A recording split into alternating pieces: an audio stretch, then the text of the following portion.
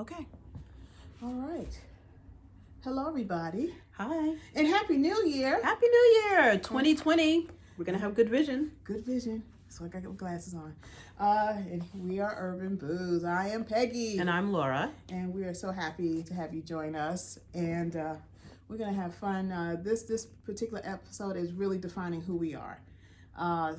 We started in April, and some of the things that have come, at least to my attention, is who are we talking to? Who is our audience? And basically our audience is Each us. other. Right. Who's us? We're talking to each other. And to you out there. You.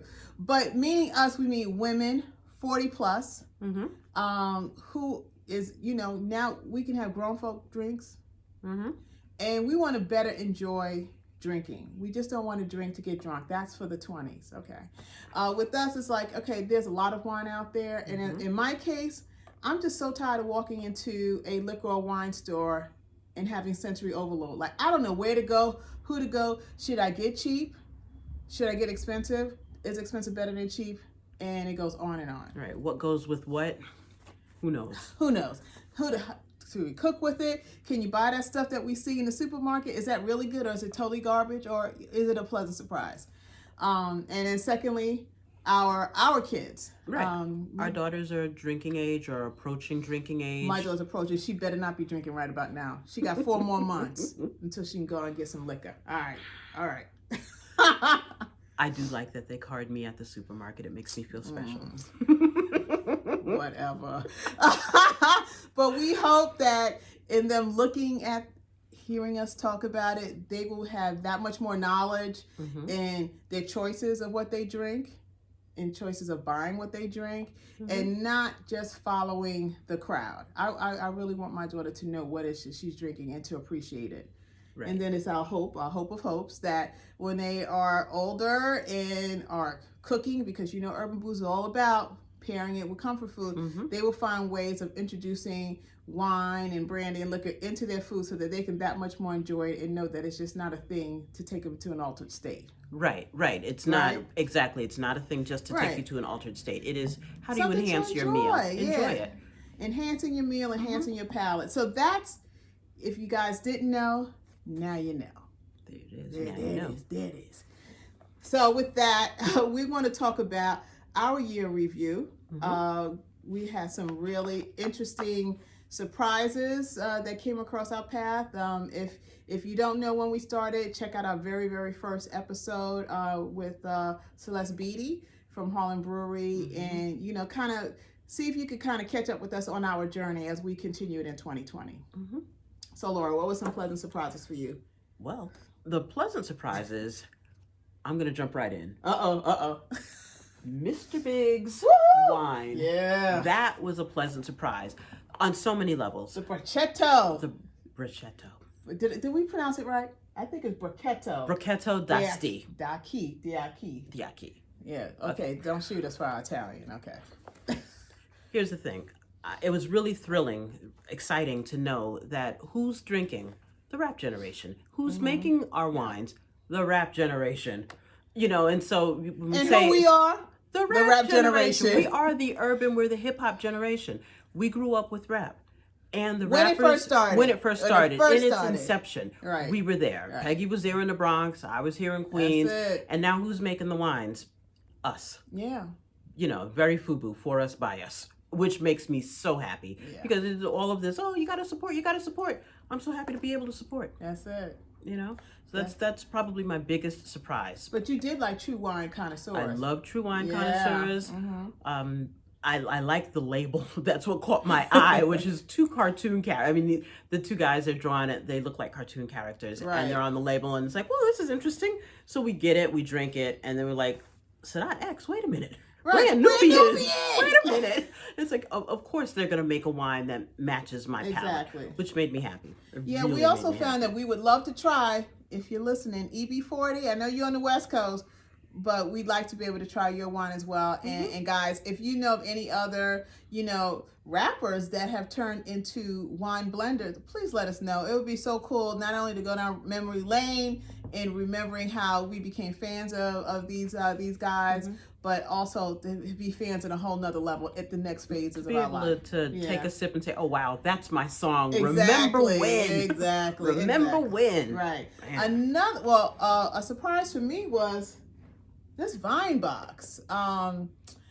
I thought it was it's a great way to try various wines at a low price point. You get these cute little vials, which I can't show you, but these cute little vials that hold 2 glasses of wine. And it gives you a card explaining where the grape is from, where it grew, the region, the different meal tastes. suggestions. And meal suggestions, which was right down our alley. Perfect. Right down our alley. That was so freaking cool. The packaging, beautiful. I think that was a very, very pleasant surprise. And Vinebox, if you're listening, we'd be more than happy to try some of your other selections. Just put it out there. All of these wines, with the exception of Mr. Big Wines, we bought with our own wallet. It's not sponsored. Mr. Biggs is an incredible entrepreneur and very generous, and certainly we have some things to tell you that's in store for you down the line with Urban Booze and Mr. Biggs Wine. Right. See, the Schiffenhofer, the grapefruit beer. And me, I am not a beer drinker. The Schiffenhofer. Listen, y'all know y'all got something good there. Yeah, that's that grapefruit, stuff. I will say that's some good stuff. I will have that at a barbecue for sure. That will be one of the beers there that I will definitely push. I liked it better than Corona, and I only kind of tolerated Corona. I was like, okay. Schopenhauer, they're grapefruit. I learned that grapefruit beers are all not created equal. You have to try. I've tried 3 other ones. Yeah. Schopenhauer. Oh yeah. Here's the other thing. Peggy doesn't like beer, so if I really love it, I say try this. And then if I really find it's not that tasty, like I got her this Rosé. It's a rosé / beer.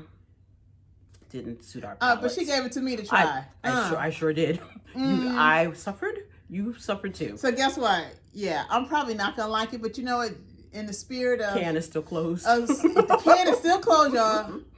But I might crack it open. Hopefully there's no expiration date on this bad boy. Well, here's the thing with Peggy, because of who we are and how we are, Peggy will say, I don't like this, but I can make it right, so I will like it. I'll take a sip and I don't like it. We ain't wasting nothing. We will make it into a punch or something. And it's already halfway there, as it is a rosé beer. So Peggy will do something to it to make it magic, because that's how she does. Yeah, and I'm trying to think, what was another surprise?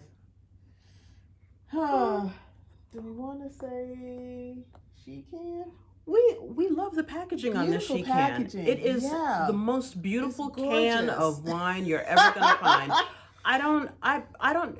Here's what a she can, and it's good that you have it on top of the rosé because it's a rosé, and the Vine box came with we had six in there, and so this is another.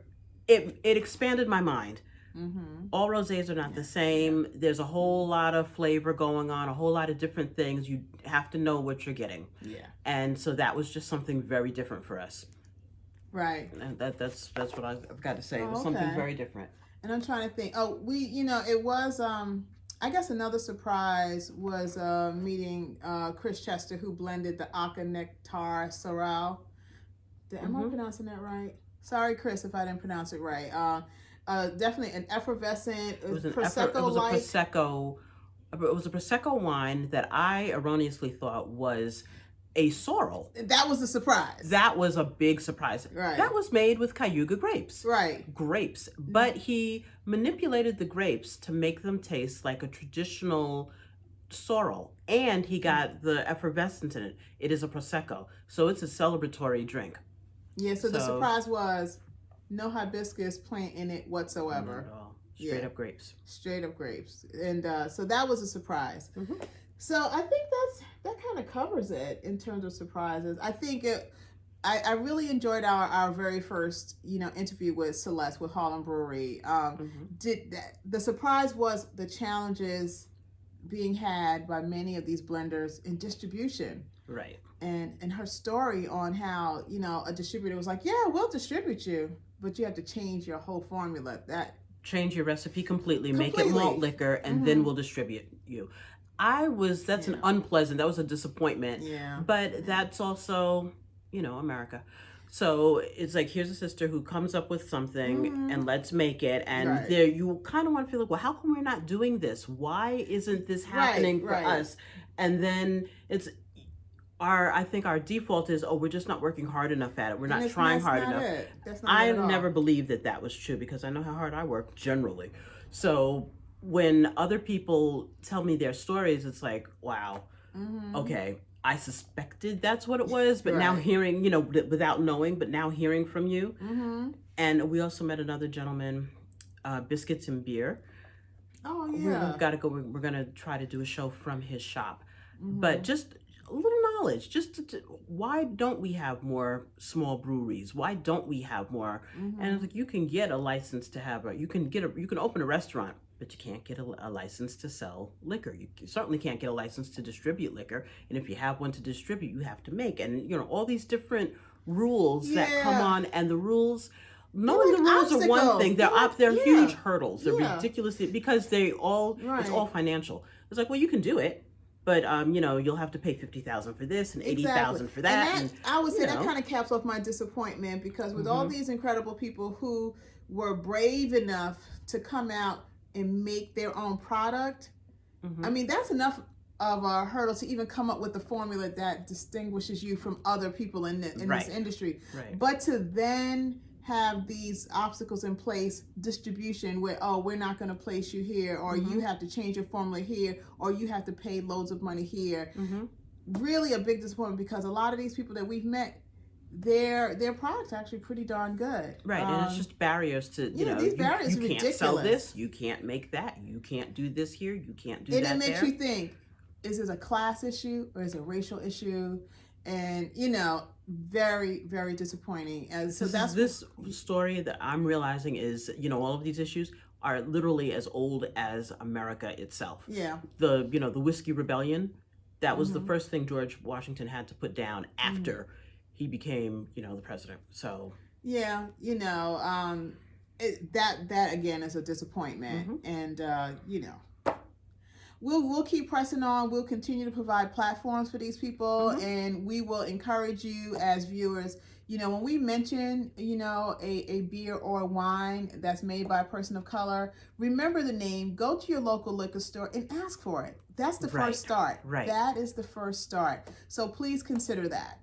And, and this is how you can support. The other disappointment, which is when you said that, we'll talk about smaller craft or larger craft brews that behave badly. Yeah, Founders Beer. Angry Orchard. Angry Orchard, I ain't letting y'all off the hook. They had a security guard at their, we talked about that. Oh, yeah. Yeah, we don't want to go into it too much, but it's like that kind of thing. Stop it, okay? We have money, we want to buy a thing, people work for you, treat us right, we'll buy, we'll support. Come on, it's the 2020s. Let's not be silly. That some of the silly things that go on need to stop. Yeah. It's affecting your bottom line. It's affecting your bottom line. Yeah. So when you don't reach out to all of us, you're not getting all the money, all the potential. Right. So now our plans for 2020, what you can look forward to with Urban Booze this year. I mean, it's content-wise, we will continue to come across, and uncover some brands that you might not know about. We are actually going to do a supermarket show because, we have supermarkets that do sell wine. We're going to really kind of see, are they really good, or should we just leave them on the shelves? Right? And that's going to be an interesting show for us to do in New York City, because there's not a lot of variety at our local supermarkets. Aldi's in New York doesn't sell wine. There's one Trader Joe's that sells wine. So then what do you get? I go to Georgia and Walgreens has got everything. Walgreens, not even the supermarket. The pharmacy down the block's got got a better selection than certain wine shops here. So, that's going to be interesting. What's with that Chateau Diana or that Barefoot? We'll check it out. Yeah. We'll see. We'll check it out. We're also going to establish an Urban Booze bar cart, a virtual bar cart, which is our own way of rating. So you'll hear more about that. If we like it, it'll end up in our bar cart. If it's to be determined, because sometimes we might need to eat something that might help it along, it'll be on the wait list. But if it doesn't make it at all, I guess we have to come up with the category for that. We might say it just don't make it. It doesn't make it. It doesn't make it to the cart. I mean, think about it. New York, space is limited. Everything's not going to make it to the bar cart. Nope. We also are going to talk about books that we want to read, because guess what? We found there's some wines that you can actually enjoy, and you can actually do something else and not just go to sleep. Right. Okay? Right. All of the wine, we're not drinking to get... with the high alcohol value. Right. We're drinking for flavor. We want to relax a little bit, but what do you do to relax? I read to relax. Peggy reads. I watch TV to relax. I want to remember what I watched. I don't want to sit there, take a sip of something, be knocked out, and miss my show. So I'll just bring out a book now. Something on the book wishlist does not mean that it's just coming out or it's new. It's just books that I've been wanting to read that I haven't had a chance to read. So I saw this book, which I'm finding really interesting. Drop the Ball, Achieving More by Doing Less. I think this was recommended by Awesomely Lovely, who I love her. And I'm always trying to find ways to improve myself. And then, okay, don't take my card away, y'all, but I haven't read this yet. It's on my wish list, but coming. And then one other one that because I love Black science fiction, okay, and I will support any Black science fiction writer. And it is, okay, this is part one. I bought part two too, Children of Blood and Bone, New York Times bestseller list. I'm really excited about it. It's on my wish list for this year. Okay, well, I might read that with you because I love science fiction. It doesn't really matter who writes it. But I may pick that one up. I've got, I just watched The Watchmen, and I read The Watchmen, DC Comics Watchmen, when it came out way back in 1980. Yeah, way back when, because that's how long I've been into it. Yeah, I don't know. So I read, and then I picked it up because one of the kids was curious, and I said, yeah, let's just get it. I'll get the big one, the reprint. I know that's not what the author intended when he but whatever. It was good, and the HBO series was amazing. I'm trying to. Did you watch? No. Gotta watch.